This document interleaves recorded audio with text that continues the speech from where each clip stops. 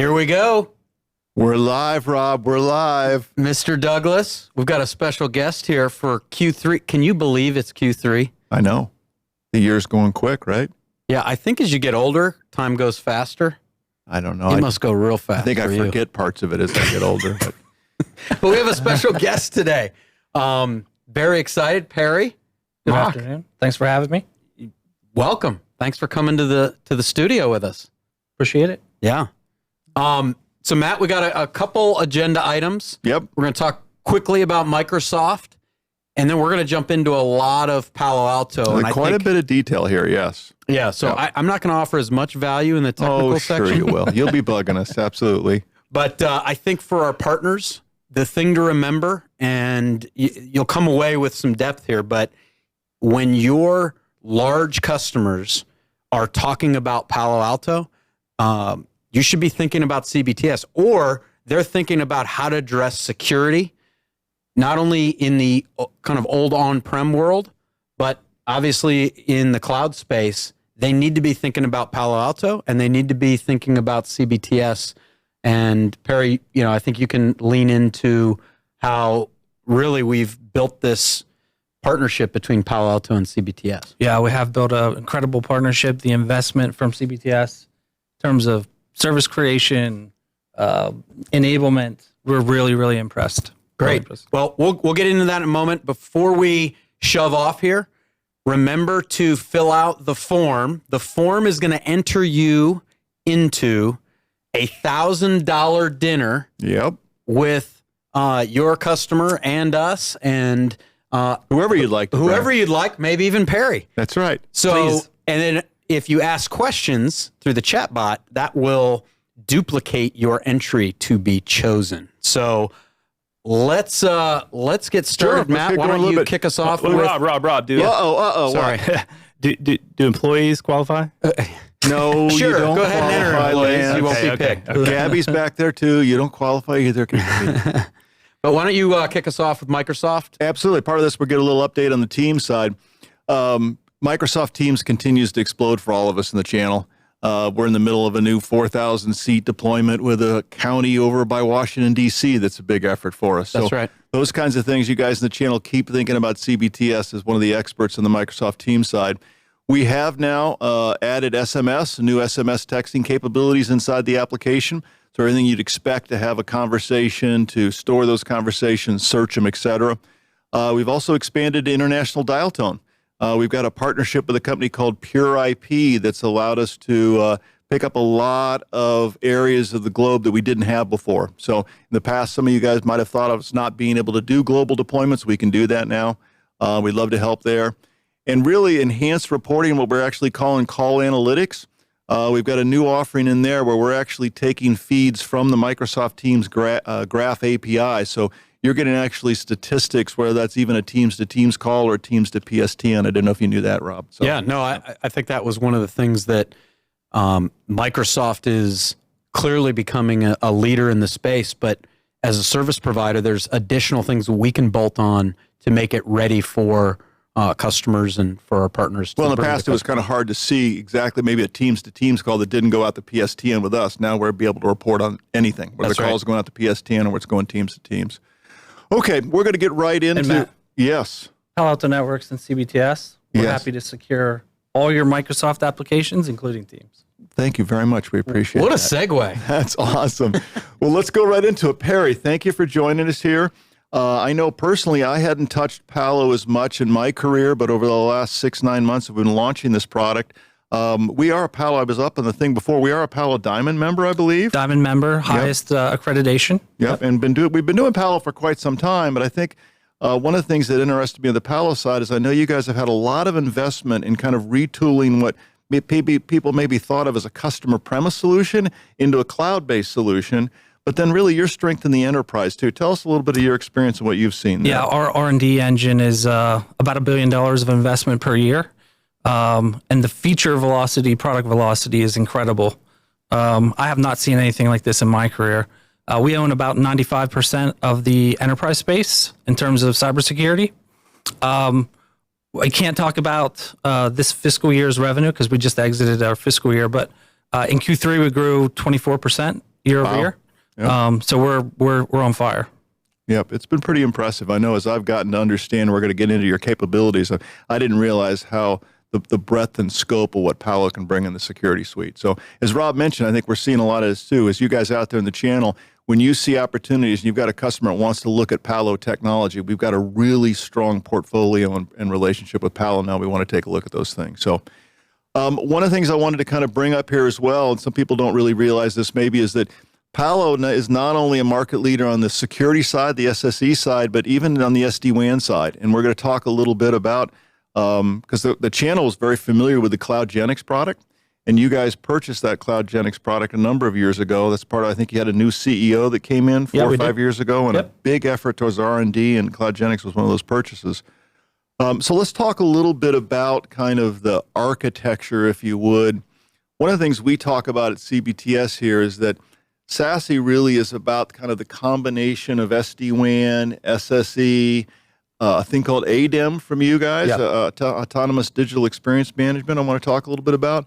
But talk a little bit about this whole fabric and what you see in the Palo world here. Yeah, so the Gartner definition of SASE is the amalgamation of security and networking. We actually think that there's a third element that should be there, which is the user's experience. Because if the user has a poor experience, they tend to try and shut security controls down or get around security controls. As part of that Prisma SASE solution, the center of it, our SSE is called Prisma Access, and you can connect users from anywhere. It could be, I'm working on a laptop from home, maybe I moved to Starbucks. It could be branches. It could even be via proxy if we really had to. So a lot of ways to users to connect. And then once you're connected, there's a whole bunch of security controls that we can apply. And a lot of these have machine learning, so we can do things in line for security events that we've never even seen before. So it's really, really powerful. I want to come back where it's later on in the presentation here, but I want to get to that autonomous digital experience management, because there's some people on here probably familiar with Thousand Eyes that Cisco had purchased, et cetera. Some very interesting stuff that you guys can actually go down the laptop. Let's say Rob's working from home and he's got a problem getting to an application. We can actually tell, is that problem on his CPU and his laptop? Is a problem on a local Wi-Fi, a middle router? Is it actually the application at the other end? So there's some pretty interesting things on that experience you were talking about. So let's talk a little bit on the SD-WAN side. And this is just kind of a straightforward slide here, but really SD-WAN is there to, like we always expected, to connect those locations together, right? But also then to connect those locations into Prisma Access to data centers, et cetera. So talk a little bit about how CloudGenix, your SD-WAN now fits into that whole security fabric. So first is the CloudGenix name is unfortunately no longer. I shouldn't say, I promise not to say that again here, but I say it because the channel knows that in the past. But. It doesn't exist. It's now known as a standalone product. It's known as Prisma SD-WAN. Still all the same functionality that came from CloudGenix, and we've built on top of that since then. Anything from automatically creating tunnels. You know, if you have a user that pins up some workload in AWS, we can also pin up the tunnels to AWS to connect users. That I was not aware of. All right. To connect users to applications. One of the things that's been inherent in Prisma SD-WAN since day one is it wasn't built as a routing platform with tunnels on top. It's actually visibility at layer 7, and we can see the underlay also. So we can report health issues at the underlay or the overlay. The other thing is because we're layer 7 based, we don't see just jitter, packet size, packet loss. We can see things like the transaction time. How long has this connection been open? Or do you have SQL queries that are failing? And then based on all that information, we can start to make path decisions. Well, that was one of the things that I always had, the world that I came from, SD-WAN, I had to have an appliance on either end. And I think that's one of the interesting things about this technology is you guys have started to teach me about how, because I was not as familiar with the previously known SD-WAN product, but you got the ability to actually take and make routing choices even though it's not bookended on the other end. Yeah, that's right. Yeah. We call this single-sided SD-WAN. Super simple. You could just drop a box at your house and 2 connections coming into it. Now we can do path selection across those 2 connections underlay, overlay, without any controllers, without any other side of a tunnel. Yep. Yeah. All right, so let's get into kind of the Prisma access, because we're, SD-WAN, I don't want to call it a commodity, but people are starting to get used to that technology of connecting locations together. But now it's really about the security story, right? That you mentioned earlier, any device, working from any device, anywhere, and getting to any application. That's becoming the standard of what people are looking for in the new world. And I think Prisma Access, I was surprised at the depth of kind of modules or capabilities inside Access.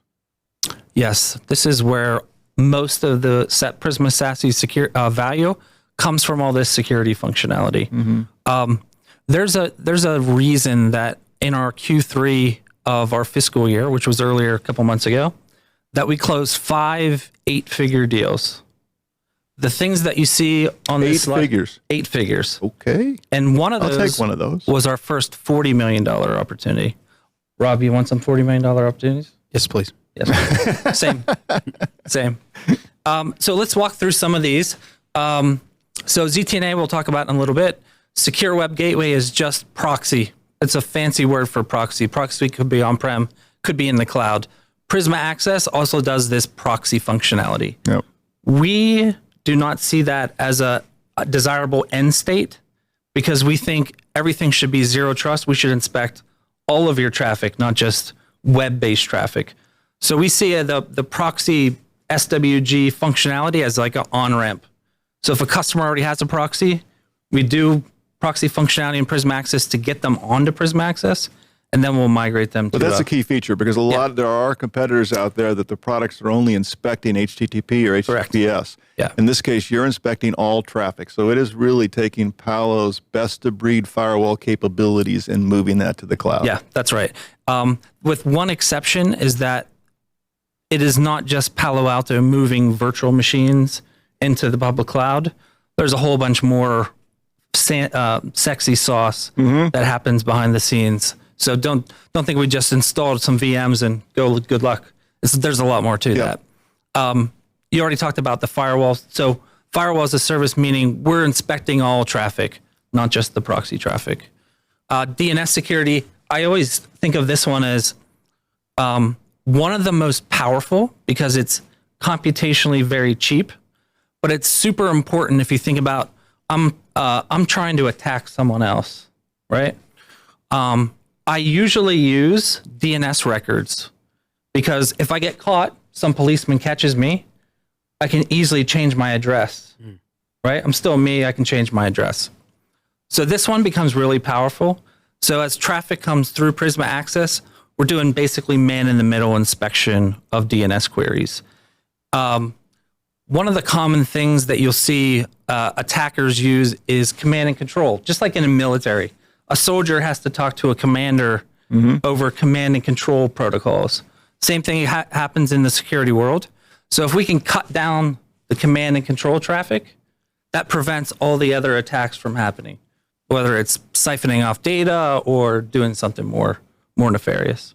And DNS security, too, is also about crowdsourcing, isn't it? You guys are connected to a variety of other partners, crowdsourcing basically a number of IPs from bad sources, DNS names from bad sources, et cetera. That's kind of a... Yeah, our sources of, that would be threat intelligence. We create our own threat intelligence that comes from our Unit 42 group, but we also crowdsource. There's That's my understanding. You guys share with them. Yes, Yep. that's right. Even with our competitors. We're going to come back to Wildfire, I think, in a minute here. I did have a question that came in. Oh, sure, so I'm gonna pop in absolutely. real quick. How much does the inspection throttle ISP connections? Oh, that's a great question. How much does say that again? How much does the inspection throttle ISP connections? We've got a slide that talks about 10 millisecond. Go ahead, Yeah, right? that's a really good question. Yeah. So we have SLAs around this. We're going to talk about it now? Sure, go ahead. Okay. Yep. So we have SLAs around what we call security processing time. That is the time that it takes for traffic to enter and egress our SASE solution. That SLA is 10 milliseconds. Our nearest competitor in this space has an SLA of 100 milliseconds. And some competitors have no SLA. So this becomes a really, really big deal. You should be asking, if customers are asking for other SASE solutions, you should really be driving towards what SLAs are you going to provide me? I'm going to send my traffic to you, whether it's in a private cloud in a colo or it's in a public cloud, like in the Palo Alto Networks example. What kind of SLAs do you have? What's the latency hit I get for going through your firewall, and you guys actually give a 10 millisecond Correct. SLA? And that That's a pretty big deal. The 10 milliseconds also includes TLS SSL traffic. So the time it takes for us to decrypt your traffic, inspect it, re-encrypt it, send it on. And some other competitors, that their SLA doesn't apply to encrypted traffic. I wasn't aware of that. Okay. Yeah. Sure. Talk a little bit about CASB and DLP, because it's one of the areas, as you and I were going through the slides this morning, we're like, we left that out.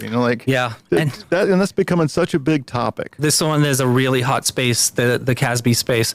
So inside of Prisma SASE is a security feature called NG CASB, Next Generation CASB, which includes two things: our ability to control SaaS applications and our ability to do DLP.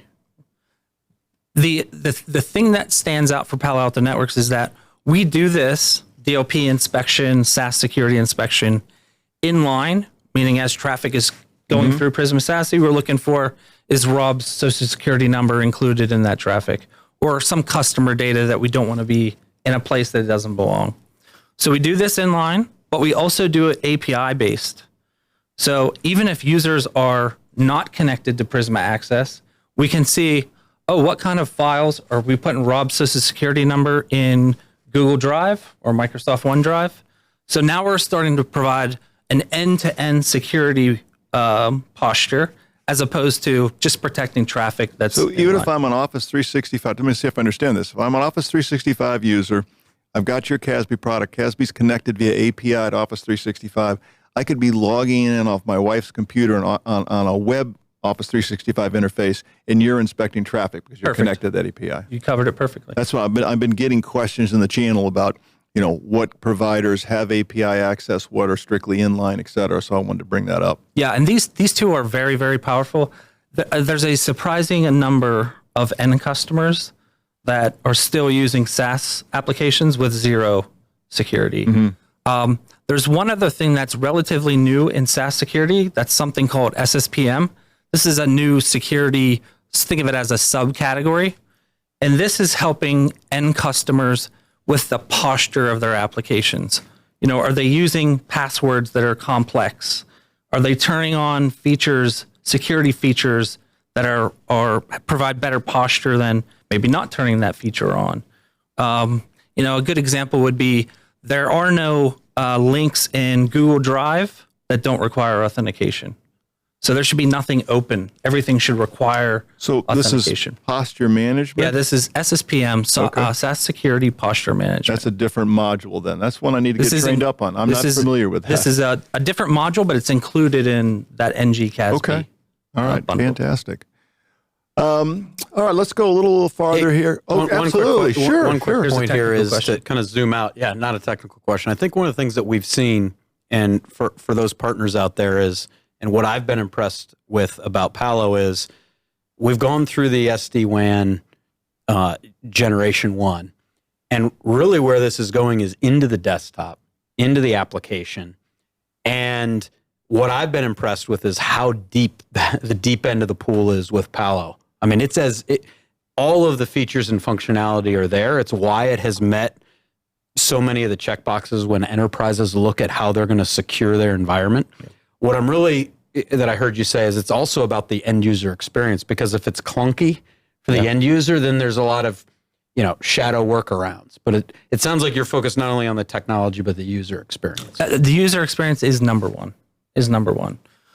We're looking right now at the global backbone that we're riding on top of. Yep. Our goal is to be 30 milliseconds from any of these sites. So if you have users in locations that aren't 30 milliseconds from any of these sites, we want to build new locations for them. And we do this every quarter. We're right now over 100 different locations. I think one of the latest ones was in Qatar, because Qatar to India was more than 30 milliseconds. So we pinned up another one in 3 months. what changed my mind, or a little kind of perception a little bit here, is there's competitors in the market who tout private networks, right? And I thought this was interesting, and then Palo's approach, if I understand correctly, is we're going to ride on top of Google, Azure's network. We're going to buy priority access across those networks, and we're going to let them build that low latency network because they're already building it for all the work that's happening in AI and all the workloads going across the globe. Why build our own network when we can ride somebody else's more efficiently that's just as fast? Yeah, good point. Is that a correct? Yeah, that's a correct statement. Okay. Early in the design process of our SASE solution, we had to make a big decision, a big design decision. Do we build all this infrastructure ourselves, or do we go to people that do it already and they do it at web scale and they're incredibly good at it? And one of the things I understand correctly too, tell me if I'm wrong, is that let's say I've got a global company and I've got data centers in the United States, I've got data centers in the EU. Let's just take those two areas. Your fabric, though, can connect all that together. I can be on a global Protect client and decide to go through my data center in the United States, which would then could carry over a path, a service connection from that data center to your data center in EU, or instead I could decide to come over and to connect directly into that data center in EU or that POP in EU, the Prisma POP. So one of the things that's excited me is as I learn more about this technology is we're also, I think, able to engineer global solutions at a scale that some of these other competitors that talk about their private network, we'll be able to, either mimic or possibly even do it better in certain situations. Yeah. And this is the reason that those SLAs are there. Yeah. Because we are riding on some of the best networks in the world. And that's why we're able to pin up SLAs when competitors don't even have any SLAs. Yep. Cool. All right. This next thing we want to talk about too. I did have another question. Oh, sure. We'll go back there. Yep. Is China on the roadmap? China is actually there today. Great. And that is mainly in China. Bring up another question here, and I've actually had this problem with a competitor. When you look on the right side here of the screen, it says commingled data plane. We actually have, I've experienced that we've had competitors that because they were in a commingled data plane, they got blacklisted for some of those IPs, and one company's problem caused a problem for other companies on that same cloud firewall. If I understand correctly, you guys are building unique IPs for each of these instances and can even be used to bring traffic in, if I care to as well. Yeah, I'll share a quick story. My grandmother, she clicks on every link that's sent to her. So she clicked on a phishing link, downloaded some malware, and the next morning her machine was spamming everyone. So her IP address is actually blacklisted by Palo Alto Networks. What's happening here is that actions from when you're in this colo environment, you have a bunch of customers behind a single IP address. If someone does something malicious, even if they didn't intend for it to be malicious, it affects everybody. They get convicted, and that affects everyone else. We provide completely dedicated data plane to customers. So whatever Matt does doesn't have any impact on me as another SASE customer. Yeah, I've already brought that up to some prospects, and that was a big point. Yeah, this is a big deal. You get your own, as a customer, you get your own dedicated public IP space. And that IP doesn't change either, unless I request it, because that's the other thing too, is even if I'm coming in this new world, I may have some third parties that now I'm going through a firewall, I need to let them know where that public IP is coming from. Exactly. But that doesn't change, because some of the other competitors, no, those IPs can change. Yeah. Yeah, that's great. Nope, don't change. This next slide here, I think one of the things I think is interesting in our industry, tell me what you think here, is that we're moving more and more to the idea of zero trust networks. And we're going to talk a little bit at the end here about that. But zero trust networks, by definition, means I need to understand every app I'm trying to get to, every user ID, every device ID. But it's not just about giving me a one-time ticket and I get to the show all day or all week. I have to be able to be kind of continuously verified. So talk a little bit about Palo's, their view of this idea of continuous trust verification, this continuous security inspection. Yeah. So I'm going to start with least privilege access, and I'm going to talk about least privilege access for any device, any app, and any location. So by default, we don't pass any traffic, but maybe my company policy is that we don't have any Macs. We're just strangely a Windows-only shop. So if I see any traffic from Rob on a Mac from a Starbucks, that shouldn't happen. Yep. Right? So we'll block that. Another company policy might be users never travel to Australia. We will never allow access from Australia. So if we see someone logging in from Australia, we're going to block that. Right? Simple example of least privileged access. Or if a user named Matt ever works after 3 o'clock on a Friday, would that be abnormal too? Probably. Time-based policies are also. I don't have to worry about that one. Okay. The next one is, and these second and third ones are related, and that is ZTNA 1.0 solutions usually allow some traffic to an application, and then they just permit it forever. That's Forget what I was about trying it. to get to in my opening. Yes. Yeah, we just forget about it. We continuously do trust verification. Is this the right user? Are they using the right application? But we also do continuous security inspection. The DLP is probably the easiest one to understand here. I open a connection to Google Drive, and that's been open for 15 minutes. I haven't done anything malicious. But then in 16 minutes, I try to put Rob's social security number into Google Drive, block it. So we're not just doing this. Security is not just a single point in time. It's a continuous thing that we need to keep doing. And we do that inside of Prisma SASE. And the last two are, we do this inspection for all data, and we secure all applications. And those applications they could be private applications. They could be to private data centers. Most commonly now, because the world's pivoting to SaaS, a lot of these are SaaS-based applications. And my understanding, right, is you've got Global Protect clients, which is technology you guys have had for a decade now or something. I've got remote networks, which are either the SD-WAN Palo networks, or even be able to connect another network via VPN up to Prisma. Yeah, we're quite biased towards Prisma SD-WAN, but there are You others. are, but we could connect from another platform, or data centers. And so because Prisma then becomes this policy enforcement point, right? That you're building these rules about what I should trust a user, what devices, et cetera, and Prisma becomes that enforcement point. Yeah, and you write that policy one time, it gets enforced globally. And something that's relatively new is we can even write that same policy if you have firewalls on-prem.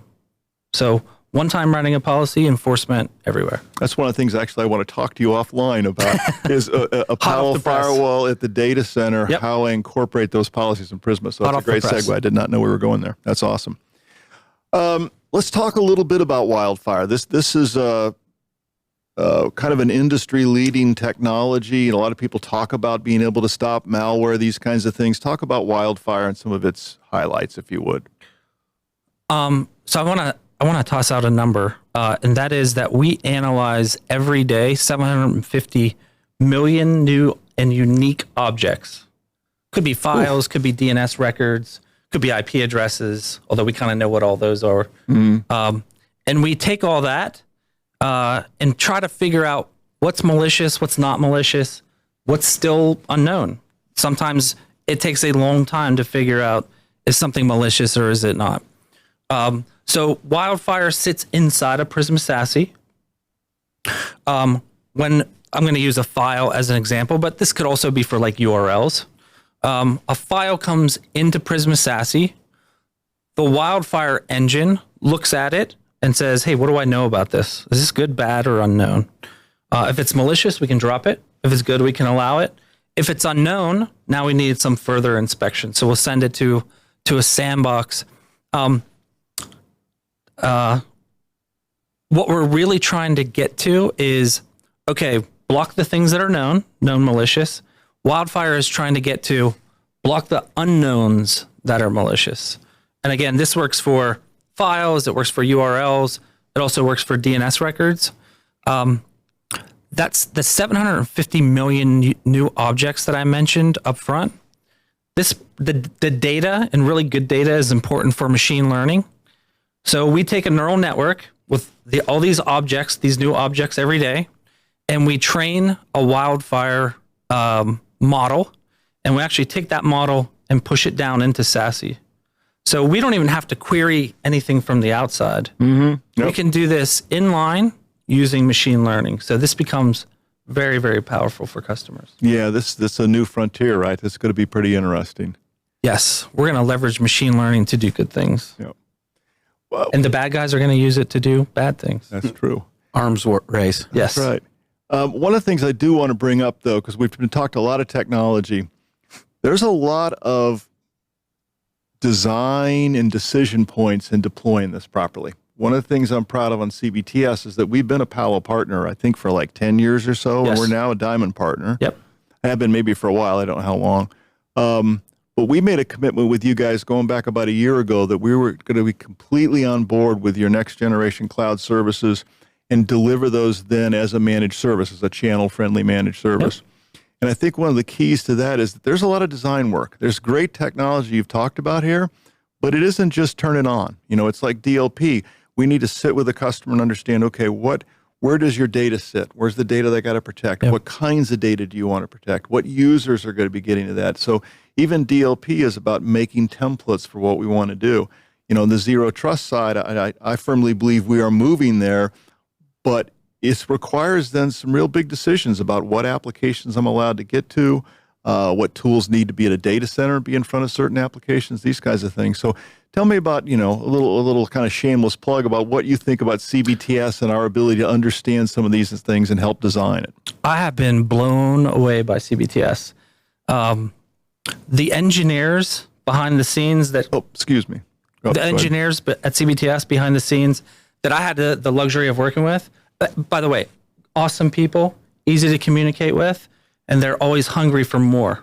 So bad for me because now I have to go even deeper and deeper and deeper. I keep bugging you all the time. That's right. Going down to analyzing every different kind of log entry that could possibly be created, every type of event, and how do we handle all these events? Where are we going to send them? What are we going to automate? Besides dedication from CBTS, the other thing that stands out to me is you guys want to automate everything, which is not the status quo. Sure. You know, we would like it to be, but you guys have really gone automation first, right? So super impressed with everything at CBTS, particularly those back-end engineers so far. And the Salesforce is incredible, especially. I've been sorry, Rob. I've been very excited again how well I think this is going to fit in the upper mid market and enterprise space. Yeah, I was gonna bring that up. You know, we've talked about how deep this technology is, how you know you've really future proofed and leapfrogged, combining a lot of the assets that you have. It's not for everybody, Matt. No, this is not a fit for a 50-person firm. The channel has a lot of solutions for that kind of thing. But for those organizations that are looking for those next generation OEM tools, typically a little larger organization, Palo is going to be in the mix for a long time to come. Yeah, it's probably in the 1,000 employees or above. Probably fair. Now, there's exceptions to that. Sometimes organizations kind of bat above their revenue per employee or spend per employee, which we can help you discern, our channel management team. But it's definitely not typically a fit in the lower SMB, at least how we're releasing the product in partnership with Palo. Yeah, that's right. That's fair. Guys, I had one more question. Oh, sure. What does advanced mean when it is used alongside of one of your features, like advanced wildfire? Whoever asked that question, can we get them to dinner? The advanced simply means that we're using machine learning. We're training neural networks. That means that was a Palo security function. We just wrapped some machine learning in addition to the security controls we provided before. But excellent question. Oh, that's great. A couple other slides here. We mentioned this a little bit earlier. So talk a little bit again, kind of the performance of that network, availability, et cetera. These are becoming important. Yeah, the reason we're able to provide 5 nines is because we're running over top of public cloud providers who are excellent at infrastructure as a service. Way better than Palo Alto Networks could ever be at it. Yep. Our competitors, if they're really good at infrastructure, great. We think we should focus on SD-WAN and security. Lowest latency, we talked about that one. And the last SLA that we have is around SASE performance, 35 milliseconds from the user, from Prisma access to the user's application. This is not one that you'll see anywhere else. That's interesting. So I still need to get to Prisma, but you're saying Prisma, you're building out POPs, specifically adding POPs so that you're getting 35 milliseconds or less to all the major applications that I would be going That's right. Yep. That's impressive. This is something you'd sent me the other day that I thought just bring up. It's just the amount of growth. Again, I go back to this.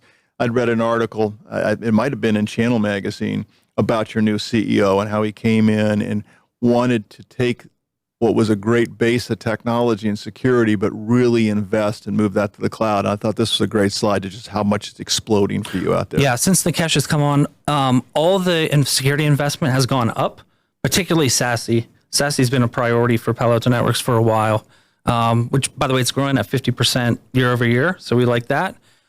In terms of traffic, we're up to 1,200 terabytes of traffic per day. So I thought this slide started, the timeline was like 2016 when I first saw, oh, that's 2020. No, that's 2.5 years. This is the result of being a priority from the CEO for a while. Yeah. All right, I want to get into the last topic I want to talk about here is ADEM, Autonomous Digital Experience Management. One of the big things, and because we're a service organization, customers call us and say, hey, my application's not working properly. I can't get out to the internet, whatever. And we oftentimes don't have that visibility. You know, some of the products we deliver don't have these kinds of features yet. But talk a little bit about this idea that ADEM now can keep track of my laptop and its state. It can keep track of an application all the way from the laptop all the way to the internet and figure out where a problem might be. I was kind of blown away by the depth of troubleshooting information that you can get out of something like this. Yeah, if you ask Palo Alto Networks IT, what's your favorite Palo feature, they will all say ADEM. I would believe that. It radically changes their troubleshooting process. You earlier mentioned Thousand Eyes. So this is a bit different than Thousand Eyes. We don't have to deploy agents and get into this game. Well, you do have the Global Protect agent that sits on my laptop. ADEM code sitting inside of Global Protect, which is on a laptop or a mobile device. That similar code is also sitting in the SD-WAN appliances. It's sitting inside of Prisma Access.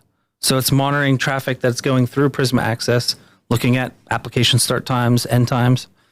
So it literally sits everywhere, with the exception of, obviously, we're not installing it in the global backbone of the internet. You're right, because Thousand Eyes requires an agent installed in each of these. Yes. Yep. Yeah. So on the mobile side, we can figure out things like, is my CPU running too hot? Does Rob have too many tabs open again in his browser? Damn it, Rob. Is his local Wi-Fi connection, is it too noisy? You know, the channel that I'm on, is it too noisy?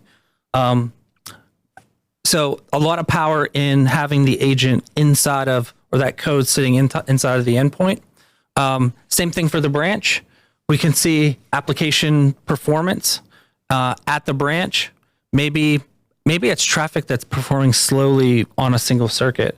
If we change the path to another circuit, it performs much, much better. So let's move that over. Or maybe you found that there's an upstream router in that particular ISP that's responding slowly, because you guys are not only keeping track of application flows, but my understanding is you're also sending artificial trace routes and pings synthetic to these individual points to keep track of this. Yeah, we also do, we call them synthetic tests, but they will let you test, hey, how long does it take to get me to this DNS server or something like that. I mean, because what I just gave one quick screenshot here, but there's a variety. The ADEM literally allows me to see the experience of a user, the experience of an application, the experience of applications at a branch.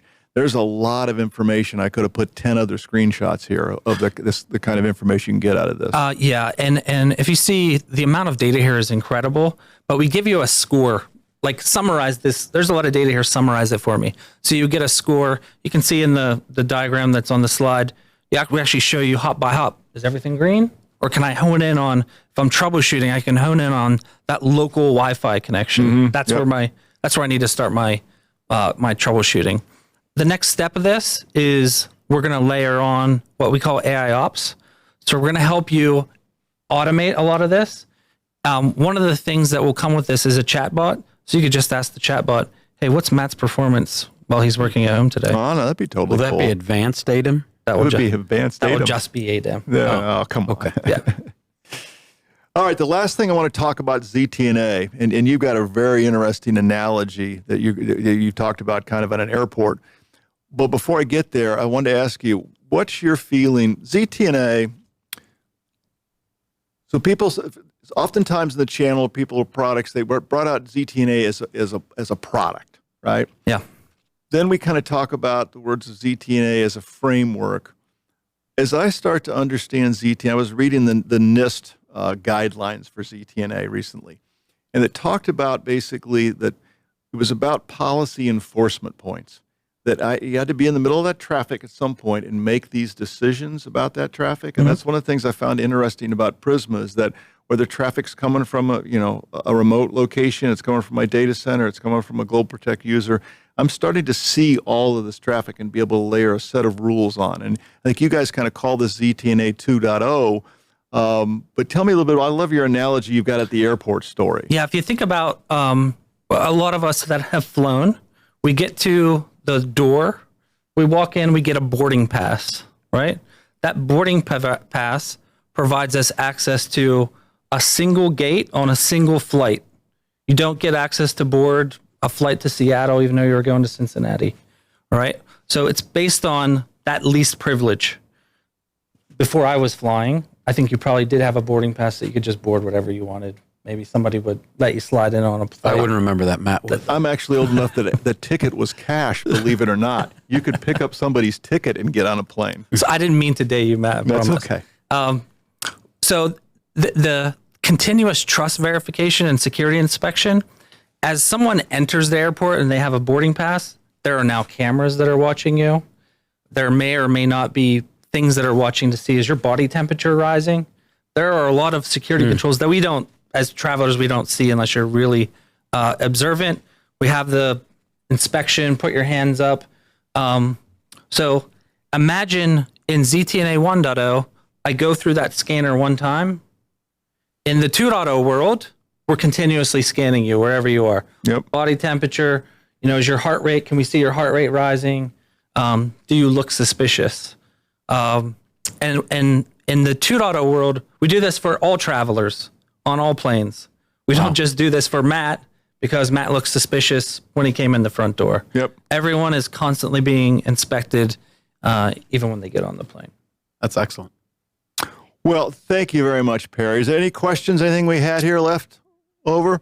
No, I don't have any other questions coming. I do have a question that we had in the beginning. If we could circle back to the Microsoft stuff. Absolutely. Let me see where that question was. In regards to Microsoft Teams voice update, are you able to do translation via SMS? Translation via SMS. I don't know the answer to that. If you would send that as an email to somebody, if we've got the person captured there, that's a takeaway. I don't know the answer to that. Yeah, and I don't know if it just means SMS integration. I assume language translation is what it means. Okay. Yeah. Yeah, we'll get back to you on that. Listen, thank you, Perry. This was great. For everybody in attendance, thank you for the questions. Please feel free to fill out the form and get the dinner with CBTS lined up in your hometown. And if you'd like Perry to come with you, I'm sure he'll fly from Tampa to wherever you are. Well, Perry's been a great resource. The Palo team's been a great resource as we launched this. I couldn't be any more excited about where I think this is going to take us in the landscape and the channel, because it's there's a need for Palo services out there. And so, yeah, we're excited to see what we can do for you in the channel. Like us, we're very excited.